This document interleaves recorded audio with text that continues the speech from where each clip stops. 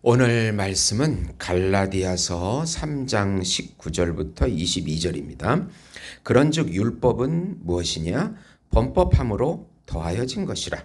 천사들을 통하여 한 중보자의 손으로 베푸신 것인데 약속하신 자손이 오시기까지 있을 것이라. 그 중보자는 한 편만 위한 자가 아니라 하나님은 한 분이시니라. 그러면 율법이 하나님의 약속들과 반대되는 것이냐? 결코 그럴 수 없느니라. 만일 능히 살게 하는 율법을 주셨더라면 의가 반드시 율법으로 말미암았으리라. 그러나 성경이 모든 것을 죄 아래 가두었으니 이는 예수 그리스도를 믿음으로 말미암는 약속을 믿는 자들에게 주려 함이라. 아멘. 율법과 언약 두 번째로 또 은혜를 나누고자 합니다. 사랑하는 성도 여러분, 율법은 경건하고 올바른 삶의 규범입니다. 경건하다는 말은 하나님을 사랑한다는 말이고, 또 올바른 이라는 말은 이웃을 사랑하는 것입니다. 그러니까 율법은 하나님께서 하나님을 사랑하고 이웃을 사랑하는 삶의 규범으로 우리에게 주신 것입니다.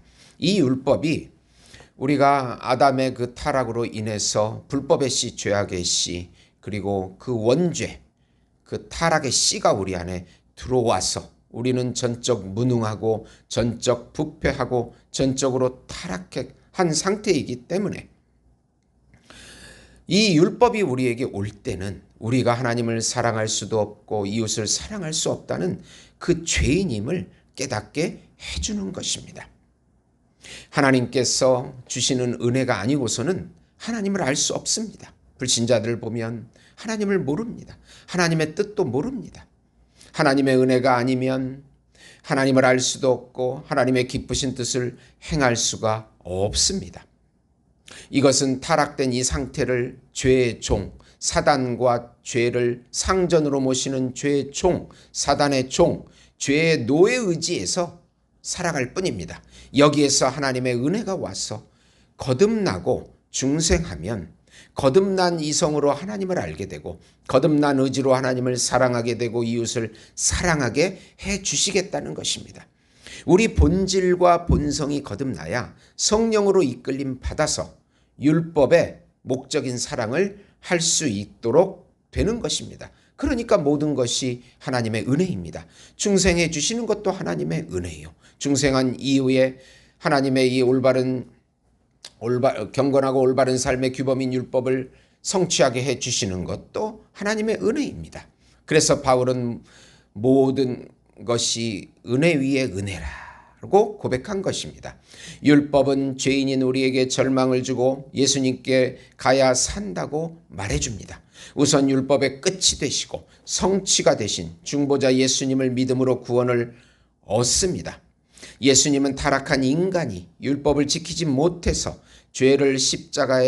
우리의 죄를 십자가에 담당하시고 또 율법의 온전한 순종을 통하여 그것을 성취하셔서 그 죄사함의 의와 순종의 의를 우리에게 주셔서 구원해 주시는 것입니다. 율법은 아브라함의 언약이 주어진 430년 이후에 모세를 통하여 주어집니다. 율법은 우리 죄를 드러내고 자신에게 의의가 없음을 깨닫게 합니다. 자신을 절망하게 합니다. 율법의 범법함의 죄를 해결하시는 메시아가 와야 합니다.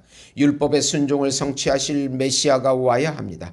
율법 언약, 모세 언약도 메시아를 기다리고 있습니다. 나와 같은 선지자 하나가 올 것이라고 모세는 고백했습니다. 참 19절에서 20절 보면 참 중보자가 오셔서 율법을 성취하시고 백성들을 구원하십니다.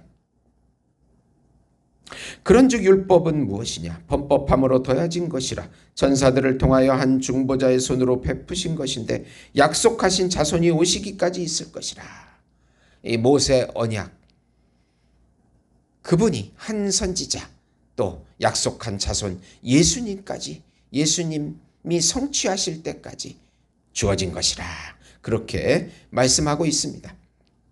하나님도 되시고 인간도 되시고 중보자도 되십니다. 예수님은 하나님도 되시고 인간도 되시고 중보자가 되십니다. 그런데 한 분 하나님이십니다. 즉 성부 하나님과 성자 예수님의 언약이 은혜 언약이고 구원 언약입니다. 모세 언약은 그림자이고 그 언약의 성취가 바로 예수님의 새 언약입니다. 율법이 우리를 단지 죽이려고 주어진 법이 아니고 예수님을 통하여 성취되어 우리에게 믿음의 법, 구원의 법, 성령의 법, 생명의 법으로 주어진 것입니다. 우리가 예수를 믿은 후에도 율법을 성령으로 성취하게 하십니다. 예수 안의 율법이 우리를 인생에서 경건하고 온전한 삶의 법이 되게 해 주시는 것입니다. 두 번째로 율법은 모든 것을 죄 아래 두어서 절망하여 예수를 믿으라고 약속을 주기 위함입니다. 율법과 약속은 반대가 되는 것이 아닙니다. 율법과 복음을 분리해서 생각해도 안 됩니다. 율법은 지킬 수 있어서 구원 얻는 법으로 주어진 것이 아닙니다. 율법이 살게 하는 법이면 의가 율법에서 나와야 할 것이라고 21절에 말씀합니다. 그러면 율법이 하나님의 약속들과 반대되는 것이냐?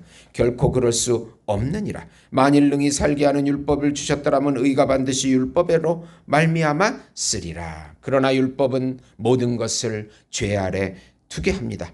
그 이유는 인간은 아담의 씨, 불법의 씨, 죄악의 씨를 가지고 태어난 타락하고 부패한 죄인이기 때문입니다. 원죄를 가지고 태어나 자범죄를 짓는 죄의 종이며 죄의 노예의지로 살아갈 뿐입니다.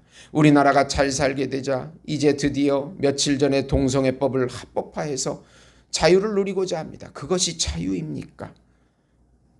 그것은 하나님의 뜻을 행하는 자유가 아니고 죄를 마음껏 짓자는 거짓 자유입니다.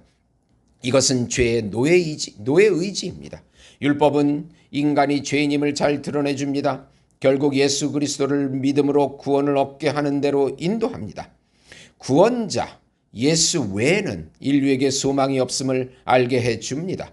죄만 짓는 자유에서 죄를 짓지 않는 의지의 자유를 성령께서 주십니다. 나 중심에서 벗어나 예수님 중심, 하나님 중심으로 살아야 합니다.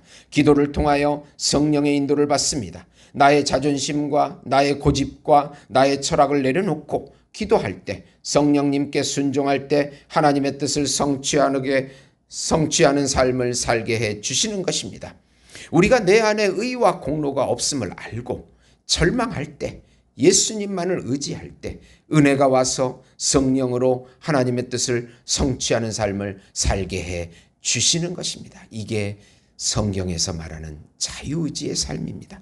로마서 8장 1절에서 2절 보시면 그러므로 이제 그리스도 예수 안에 있는 자에게는 결코 정죄함이 없나니 이는 그리스도 예수 안에 있는 생명의 성령의 법이 죄와 사망의 법에서 너를 해방하였음이라.